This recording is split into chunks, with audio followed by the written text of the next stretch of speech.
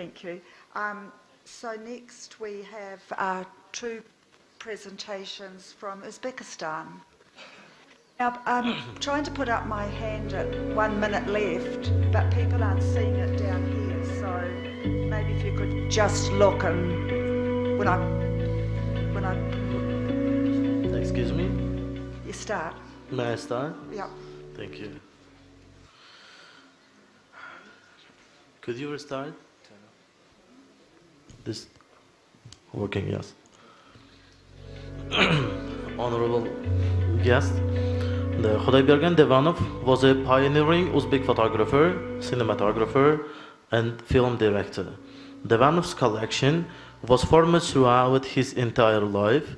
It includes the periods of development of Kharazm at the end of 19th and beginning of the 20th centuries. These objects are the only visual evidence of real events that occurred at turning points in the Turkestan region. The Kharazm region, surrounded by sands, was difficult to access for travelers and ethnographers. Unlike Bukhara and Samarkand, only rare visits by photographers to the Kharazm region are known, but they were all short-term, considering the fact that Devanov was patronized on his work by the Khiva Khans and then by the Soviet authorities. We can say that Devanov's entire collection is authentic for the sole reason that no one else in Kharazm could produce photographs and films for such long period. If you look at Devanov's photographs from a professional point of view, you should notice that in all the photographs, one can see the same author's style, be it reportage, street photography, or salon photography. Based on the interiors and props used in these shootings, one can determine the authorship of the photographs by one person. The legacy of Khodaybergan Devanov consists of more than 1,000 glass photographic negatives, photographic plates, and photographic positives of various formats, some of which in the amount of 314 units are stored in the funds of the Ichankala Museum Reserve, and the other part in the amount of 690 units in the private collection of Abdullah Yusupov, the son of Devanov's nephew and student. Photographs and films by Devanov represented a collection of unique objects that have a pronounced authentic memory on the one hand and the artistic heritage on the another. These objects are often the only visual evidence of real events that took place at turning points in the history of the Turkestan region. They colorfully show and tell us about everyday life, the state of affairs in the social sphere, about the elite of those times, about education, and most importantly, they are almost the only visual source of information about the role of women in society of that time, the opportunities created for them to receive a decent education, and what is not a little important, especially for women, about their jewelry made pure gold. Considering the greatest historical significance of this collection, as well as the huge interest of researchers, both from the Central Asia region and from around the world, we ask the committee and all participants to vote for the adoption of this collection into the regional register, and thereby provide more convenient and even greater access to researchers. Thank you.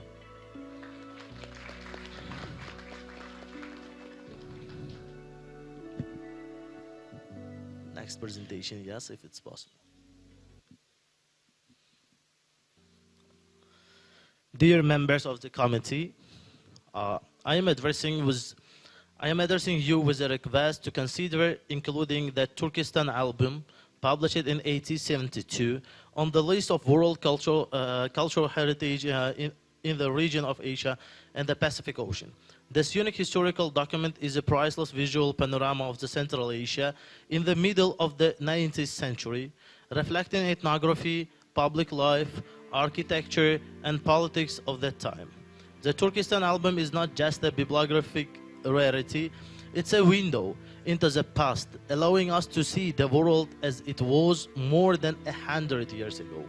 The print run of this edition, printed in 1872, remains unknown today, while the complete set of all volumes and parts of this book is kept today only in 3 collections: at the National Library of Uzbekistan in Tashkent, at the State Library named after Lenin in Moscow, and at the Library of Congress in the Washington, D.C. The Turkestan album, containing rare photographs and color pictures, which is scientifically and historically valuable, is kept in the font of the National Library. Of this collection was made in 1871-1872 and consists of 4 parts and 10 volumes. There are archaeology section, ethnography section, craft section, and history section.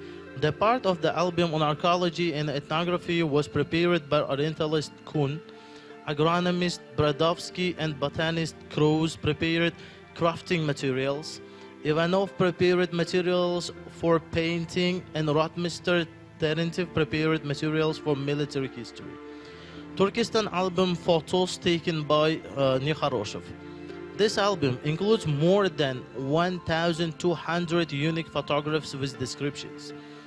The work of creating an album is entrusted to Alexander Kuhn.